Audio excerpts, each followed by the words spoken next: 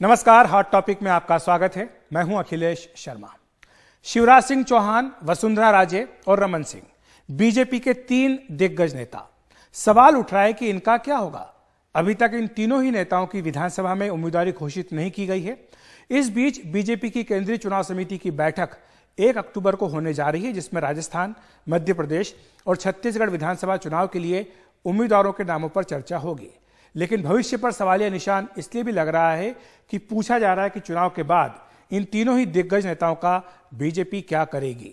शिवराज सिंह चौहान, वसुंधरा राजे और रमन सिंह, ये तीनों बीजेपी के वो दिग्गज चेहरे हैं जो पिछले करीब 2 दशक से मध्य प्रदेश, छत्तीसगढ़ और राजस्थान की राजनीति पर हावी हैं। तीनों ही नेता लंबे समय तक मुख्यमंत्री रहे हैं। शिवराज सिंह चौहान तो अभी मुख्यमंत्री हैं ही, वसुंधरा 2 बार और रमन सिंह 3 बार मुख्यमंत्री रह चुके हैं। लेकिन इस बार बीजेपी ने मध्य प्रदेश, राजस्थान और छत्तीसगढ़ में मुख्यमंत्री के चेहरे को आगे रखकर चुनाव नहीं लड़ने का फैसला किया है। बीजेपी ने तय किया है कि सामूहिक नेतृत्व में ही चुनाव लड़ा जाएगा और शिवराज और वसुंधरा राजे को तो सीएम के तौर पर प्रोजेक्ट भी नहीं किया गया और इनके चुनाव लड़ने पर भी अभी सवाल है, असमंजस बना हुआ है। हालांकि सूत्र कह रहे हैं कि दोनों ही नेता जो है शिवराज और वसुंधरा वो चुनाव लड़ेंगे। और मध्य प्रदेश में बीजेपी ने 3 केंद्रीय मंत्रियों को उतारकर चुनाव के बाद मुख्यमंत्री का विकल्प खुला रखा है। संभावना यह भी है कि रमन सिंह इस बार चुनाव ही न लड़ें और राजस्थान और छत्तीसगढ़ में भी कुछ इसी तरह का फार्मूला अपनाने की बात है कि केंद्रीय नेताओं को भी वहां पर उतारा जाएगा। बीजेपी इन तीनों ही राज्यों में शिवराज, वसुंधरा और रमन सिंह के उत्तराधिकारी की तलाश कर रही है। और इस बीच राजस्थान की अगर हम बात करें तो वहां पर बीजेपी ने चुनाव का माइक्रो मैनेजमेंट करने का फैसला किया। इसके लिए रणनीति बनाई गई है। राजस्थान को 7 जोन में बांट दिया गया है।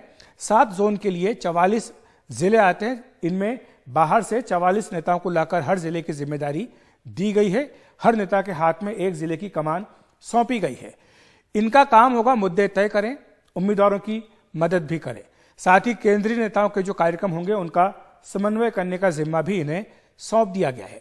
अन्य राज्यों से सांसद भी हैं, केंद्रीय मंत्री भी हैं, विधायक हैं, पूर्व सांसद है, यहाँ की प्रदेश अध्यक्ष भी हैं। पंजाब और हरियाणा के पूर्व प्रदेश अध्यक्षों की भी तैनाती यहाँ पर की गई है। सभी बाहरी नेताओं को जिलों, विधानसभाओं और मंडलों की जिम्मेदारी दी गई है। इनका काम होगा चुनाव का प्रबंधन करना। हर जोन में प्रभारी और सह प्रभारी की नियुक्ति भी यहाँ पर की गई है, जो इन पर नजर भी रखेंगे और इनके साथ कोऑर्डिनेशन भी करेंगे। किसे किस जिले की जिम्मेदारी दी गई है, इस पर एक बार नजर डाल लेते हैं। इसमें सांसद जो हैं प्रवेश वर्मा, उन्हें जोधपुर देहात की जिम्मेदारी सौंपी गई है। सुनील जाखड़ जो कि बीजेपी के पंजाब के अध्यक्ष हैं, इन्हें सीकर जिले की जिम्मेदारी दी गई है। जितेंद्र सिंह जो केंद्रीय मंत्री हैं, जयपुर शहर सौंपा गया है। निर्मल सिंह पूर्व उप मुख्यमंत्री जम्मू कश्मीर, जयपुर देहात दक्षिण इन्हें सौंपा गया। कविंद्र गुप्ता पूर्व डिप्टी सीएम है जम्मू कश्मीर, इन्हें दौसा की जिम्मेदारी दी गई है। अरविंद यादव हरियाणा बीजेपी के नेता हैं, इन्हें अजमेर देहात की जिम्मेदारी सौंपी गई। रमेश बिधूड़ी जो कि बहुत चर्चा में भी रहे हैं, दक्षिण दिल्ली से सांसद है, इन्हें टोक जो कि सचिन पायलट का इलाका है वहां की जिम्मेदारी दी गई। कृष्णपाल गुर्जर केंद्रीय मंत्री हैं, इन्हें सवाई माधोपुर का जिम्मा दिया गया। रमेश पोखरियाल निशंक उत्तराखंड के पूर्व मुख्यमंत्री, पूर्व शिक्षा मंत्री, इन्हें करौली सौंपा गया। धन सिंह रावत अभी मंत्री हैं उत्तराखंड में, इन्हें धौलपुर दिया गया। ये फोटो आपको बाद में बताएंगे। और ओम प्रकाश धनखड़ अध्यक्ष हरियाणा बीजेपी के, इन्हें झुंझुनू की जिम्मेदारी सौंपी गई है। नायाब सैनी ये हरियाणा के सांसद हैं, इन्हें अलवर दक्षिण सौंपा गया। सुनीता दुग्गल सांसद है हरियाणा से, इन्हें अलवर उत्तर की जिम्मेदारी दी गई है। अरुणा सिंह जो कि यूपी बीजेपी के नेता, इन्हें कोटा देहात। कुलदीप कुमार उत्तराखंड बीजेपी के उपाध्यक्ष हैं, ये 12 जिला देखेंगे। प्रवीण माली जो है गुजरात के विधायक है, ये बांसवाड़ा का काम देखेंगे। मुकेश पटेल ये भी गुजरात से विधायक हैं, इन्हें राजसमंद की जिम्मेदारी दी गई है। महिपाल ढाडा हरियाणा से एमएलए हैं, इन्हें हनुमानगढ़ की जिम्मेदारी सौंपी गई।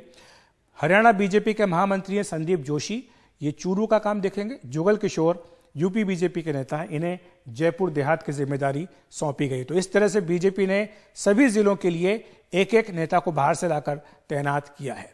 और आपको यह भी बता दें कि संसद में अपशब्द इस्तेमाल करने वाले सांसद रमेश बिधूड़ी को भी बीजेपी ने वहां पर बड़ी जिम्मेदारी सौंपी है। दरअसल उन्हें राजस्थान के टोंक में चुनाव के लिए बीजेपी का प्रभारी बनाया गया है। यह इलाका कांग्रेस के तेज तर्रार नेता सचिन पायलट के प्रभाव वाला है। बीजेपी की रणनीति यहां पर सचिन पायलट को घेरने की है और इसकी जिम्मेदारी रमेश भिदोड़ी को सौंपी गई है। उनके साथ ही बीजेपी ने अपने तेज तर्रार नेता सुखबीर जौनपुरिया को भी टोंक में मैदान में उतारा है। आपको बता दें कि यह गुर्जर बहुल इलाका है और रमेश भिदोड़ी इसी समाज से आते हैं। और इस बीच राजस्थान विधानसभा चुनाव की रणनीति तय करने के लिए गृह मंत्री अमित शाह और बीजेपी अध्यक्ष जेपी नड्डा ने कल जयपुर का दौरा किया था। प्रदेश बीजेपी के नेताओं के साथ लंबी चर्चा हुई थी और ये काफ़ी देर रात तक बैठक चली थी। इसमें ये जो बैठक हुई थी जयपुर में पार्टी के मुख्यालय में कोर ग्रुप की बैठक थी, जिसमें कि काफ़ी देर रात तक ये बैठक चली और शाह और नड्डा ने सबसे पहले वसुंधरा राजे के साथ यहाँ पर बैठक की। इसके बाद राज्य के वरिष्ठ नेताओं के साथ भी वो मिले। इसमें विधानसभा सीटों और रणनीति पर चर्चा की गई।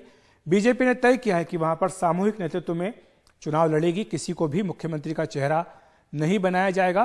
केंद्रीय मंत्रियों और सांसदों को राजस्थान में भी चुनाव मैदान में उतारा जा सकता है, उन्हें कमजोर सीटों पर चुनाव लड़ने को कहा जा सकता है।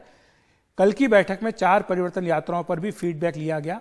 मेवाड़, वागड़, शेखावटी, हाड़ौती, मारवाड़ और पूर्वी राजस्थान के क्षेत्रों पर खासतौर से मंथन कल की बैठक में हुआ है। इन क्षेत्रों में बीजेपी की सीटें ज्यादा कैसे जीती जाएं, इस पर भी चर्चा की गई।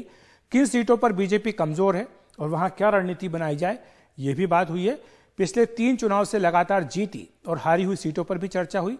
बैठक में यह स्पष्ट संदेश दिया गया कि पार्टी संगठन सर्वोच्च है।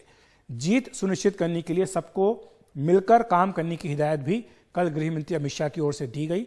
टिकट बंटवारे और अन्य चुनावी मुद्दों पर भी यहां चर्चा हुई है। और आइए सुन लेते हैं राजेंद्र राठौड़ और सतीश पूनिया ने क्या कहा है। देखिए, जब कभी भी चुनाव होता है राष्ट्रीय नेतृत्व विचार विमर्श करने आता है। एक सामान्य कामकाज का एक तौर तरीका है। पिछले दिनों हमारी परिवर्तन संकल्प यात्रा पूरी हुई, उसके बारे में पूरी जानकारी हमारे केंद्रीय नेतृत्व को रहे, ये हमारा राज्य नेतृत्व चाहता था। उसी नाते एक बैठक हुई, आगे का रोड मैप बना और मैं समझता हूँ कि निश्चित तौर पर रण कौशल में जब उतरते हैं तो सेनापति जब आते हैं तो उत्साह के साथ। क्या दावा है इस बार चुनाव को लेकर?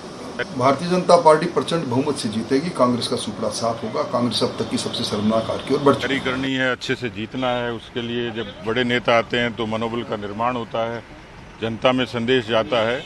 पूरी ऊर्जा से लगेंगे, राजस्थान में बीजेपी को अच्छे बहुमत से जिताएंगे। क्या मैसेज देके गए? मैसेज मजबूती से लड़ने का और जीतने का दिया है और उसके लिए पूरा केंद्र पार्टी के साथ राजस्थान में खड़ा है। सामूहिक लिस्ट कब तक जारी होगी और क्या सांसदों को भी इस बार चुनाव में लिस्ट तो अब दिल्ली से ही तय होगा, वो कब जारी करेंगे। बात कर लेते हैं छत्तीसगढ़ की। वहां पर विधानसभा चुनाव के लिए कांग्रेस और बीजेपी दोनों ने ही कमर कसनी शुरू कर दी है।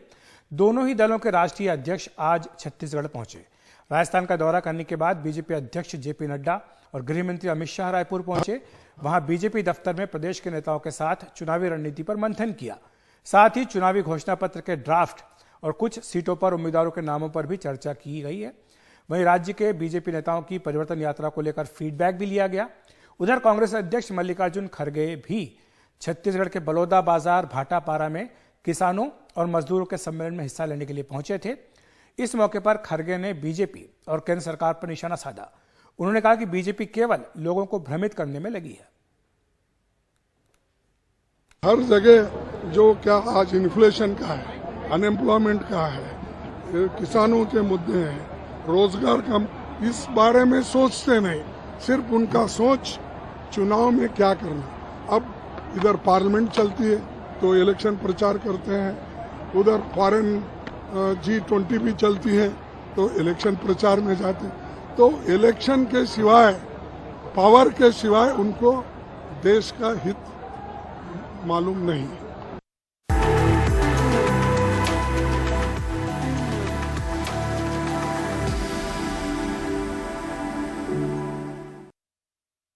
चतुर्दशी है। आज गणपति बप्पा को विदाई दी जा रही है। मुंबई सहित महाराष्ट्र में गणपति उत्सव की खास धूम रहती है। 10 दिनों की पूजा अर्चना के बाद आज बप्पा विदा ले रहे हैं। आज गणेश मूर्तियों के विसर्जन के लिए बड़ी संख्या में भक्त सड़कों पर उतरे हैं। लाल बाग के राजा की सवारी विसर्जन के लिए निकली हुई है। हजारों की संख्या में लोग इसमें शामिल हैं। परेल में लाल बाग के राजा पर फूलों की बारिश की गई।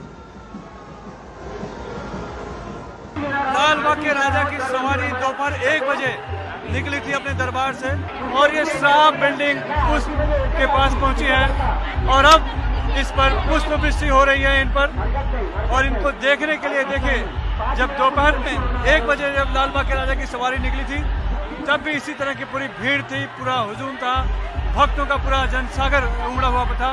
और अभी भी वैसे ही भीड़, भक्तों का जनसैलाब वैसा ही है यहाँ पर। और एक झलक पाने के लिए लोग आतुर हो रहे हैं। घंटों से लोग इंतजार कर रहे थे लाल बाग के राजा के एक झलक यहाँ पाने के लिए। इस दौरान बारिश हुई, लेकिन कहीं से कोई हिला नहीं। हम चाहे तो उस श्राफ बिल्डिंग के उस छत को देखें तो देखिए किस तरह से भीड़ वहाँ पर है। फ्लाईओवर के ऊपर अगर हम जाके देखें तो फ्लाईओवर पे भी बड़ी संख्या में लोग जमा हैं। और नीचे सड़क पे अगर हम बात करें तो सड़क पे तो पूरा एक तरह से कह सकते हैं कि जनसागर उमड़ा पड़ा है। और ये भीड़, ये भक्तों का ये तांता इसी तरह से आगे बढ़ता जाता है लाल बाग के राजा के साथ। मन्नतों के राजा लाल बाग, मन्नतों के राजा। एक बार फिर से यहाँ पे पुष्प वृष्टि होगी, देखिए लाल बाग के राजा पर एक बार फिर से पुष्प वृष्टि होगी। और ये जनसैलाब जो है जिस आस्था से 10 दिनों तक पूजा अर्चना करता है, ठीक उसी आस्था और उसी भाव से अब उनको विदाई भी दी जा रही है। और ये जो है भीड़ देखने के लिए, लोगों का जो भीड़ है बाबा को, बप्पा को, वो देखने के लिए एक तरफ से टूटी पड़ी हुई है। और इस दौरान कड़ी सुरक्षा व्यवस्था भी की गई है। और भीड़ अगर देखेंगे तो कितनी बड़ी संख्या में लोग उमड़े पड़े हैं इनका स्वागत करने के लिए, दर्शन लेने के लिए। और इसी तरह से ये सवारी लाल बाग के राजा की धीरे धीरे आगे बढ़ेगी। और यहाँ से होते हुए चिंचपोकली जाएगी, चिंचपोकली से भाई खल्ला से नागपड़ा और फिर गोल देवल होते हुए फिर गिरगांव चौपाटी जाएगी। जिस गति से सवारी चलती है, जितनी बड़ी संख्या में लोग इससे चलते हैं, यही वजह है कि लाल बाग की सवारी जो है सुबह 7, साढ़े 7 बजे जाकर गिरगांव चौपाटी पहुंचती है और फिर उनका विसर्जन किया जाता है। पुणे में भी विसर्जन के लिए मानो पूरा शहर सड़कों पर उतर आया हो। ड्रोन से ली गई इन तस्वीरों में आज आप वहां का नजारा देख सकते हैं।